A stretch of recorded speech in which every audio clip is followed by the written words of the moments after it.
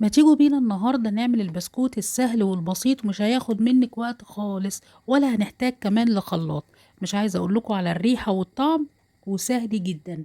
كل اللي عليكي هتجيبي بيضتين بحرارة المطبخ وحبة فانيليا بسيط كده، رشة فانيليا سائلة او باودر، وعشان زفارة البيض، وتضربيهم كويس جدا.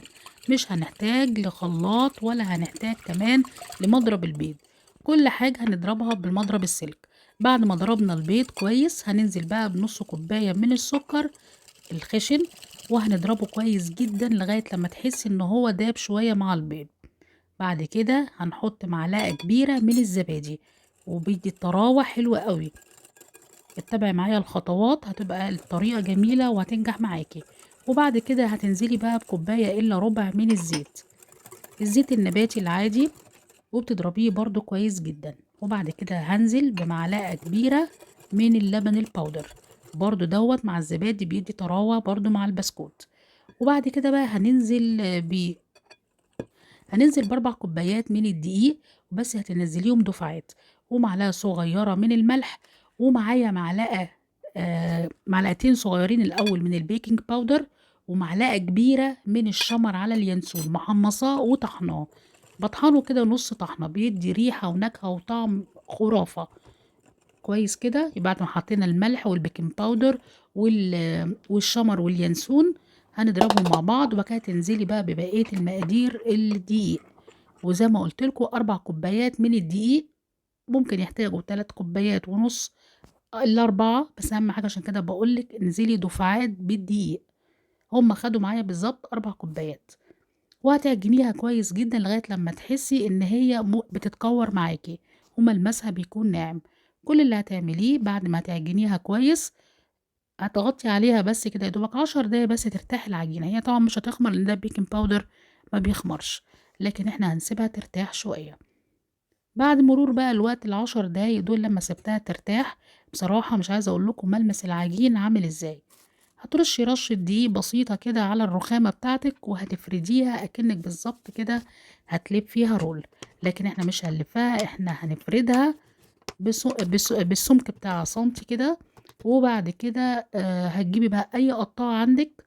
وطبعا لو انت ما عندكيش قطاعة بتاعت الدونتس دي، بتجيبي انت كوباية او اي حاجة وحاجة اصغر شوية، وبتعملي برضو بتجوفيها من النص. لكن القطاعة دي بصراحة سهلة وبسيطة.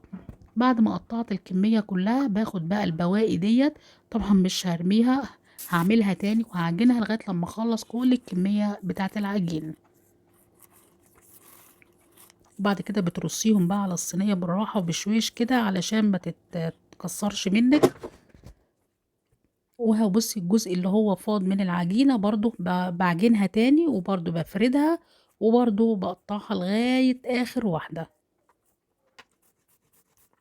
البسكوت ده حلو وهش، احلى حاجة فيه ان هو بيبقى طري من جوه ومن بره، يعني بتحسي فيه هشاشان كده. هشاشان. وبصراحة حلو جدا مع طبعا الشمر واليانسون، فعلا بيدوا ريحة. حتى وانت بتخبزي الحاجة بتحسي شم ريحة الخبيز بتاع البسكوت، بيبقى ريحته جميلة. وبالزيت، يعني مش هنحتاج لزبدة ولا حاجة دسمة تتعب البطن. وحلو قوي مع كوباية شاي. وبصراحة هتستسهليه وهتعمليه، ممكن تعملي بنص الكمية. هخلص بقى الكمية بتاعتي ديت وهرصها كلها زي ما انتوا شايفين في الصاج بتاعي. وبعد كده هقول لكم هنعمل ايه تاني.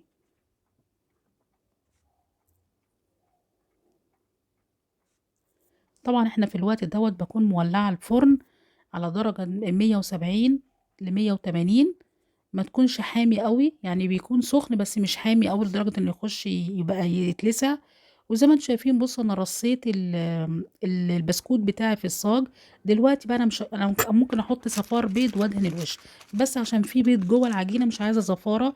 كل اللي حطيته معلقه لبن باودر وحبه ميه صغيرين، وشويه خل برضو صغيرين، وحبه نسكافيه بس يا دوبك عشان الوش يحمر معايا بسرعه. لكن ما تحطيش صفار بيض على الوش لان هيبقى طعمه زفر، لان جوه العجين في بيض وعلى الوش بيض، مش هتستحملي حتى وانت بتاكليه.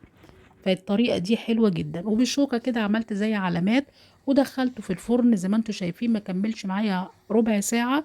يا دوبك اول ما القاع بتاع البسكوت احمر رحت مولعه الشوايه على طول. هو ما بياخدش حاجه لانه كمان هو رفيع، ما بياخدش سوا كتير. وزي ما انتم شايفين بصوا عامل ازاي، بصوا تحسي حتى جميل ومورق كده، وتحسي فيه فراغات كده من جوه ومقرمش. ومش عايزه اقول لكم بقى على ريحه اليانسون والشمر حكايه. جربيه، ولو عجبك ما تنسينيش في لايك وشير للقناه،